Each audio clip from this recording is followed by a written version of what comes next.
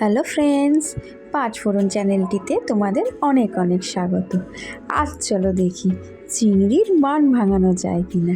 আজ হবে মান চিংড়ি বানানোর জন্য প্রথমেই জানো লাগছে মান কচুটাকে ভালো করে কেটে নিয়ে এটাকে একটু জলে সেদ্ধ করে নিতে হবে। দেখো টুকরো টুকরো করে যেমন করে দেখানো আছে তেমনভাবে কেটে জল ঝরিয়ে রেখে দিতে হবে।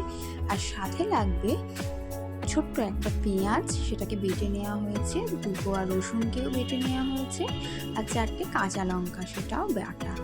এবার কড়াইয়ের মধ্যে তেল দিয়ে সর্ষের তেল দিতে হবে 3 চামচ মতো। এবার সর্ষের তেলটা যখনই গরম হয়ে আসবে তখন এর মধ্যে দিয়ে দিতে হবে সেই মান করা চিংড়িকে, অর্থাৎ কিছু কুচনো চিংড়িকে। তোমরা তোমাদের ইচ্ছে মতো, বেশি বড় চিংড়ি এখানে মানাবে না।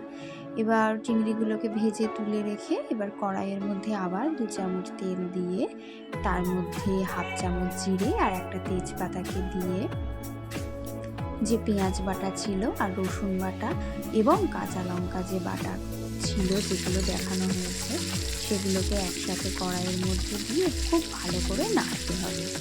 দেখো খুব ভালো, ঝালটা তোমরা তোমাদের ইচ্ছা মতো দেবে, যে যেরকম খেতে পছন্দ করো। খুব ভালো করে নাড়াচাড়া করে নিতে হবে এটাকে মিক্স করার জন্য।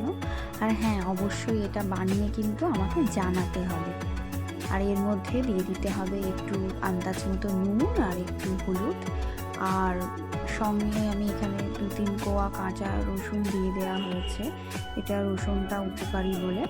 এবার দিয়ে দিতে হবে যে সেদ্ধ করা মান কচুটা ছিল, সেই মান কচুটা এর মধ্যে দিয়ে আন্দাজ মতো নুন, আবার একটু হলুদ দেওয়া হয়েছে, আর সাথে ছিল ভেজানো গুঁড়ো মশলা, যেটা রোজকার গুঁড়ো মশলা থাকে, 2 চামচ জিরের গুঁড়ো আর 1 চামচ ধনের গুঁড়ো, সেটাকে দিয়ে খুব ভালো করে এটাকে মিক্সড করা হচ্ছে যাতে চিংড়ির মানকে ভাঙানো যায়।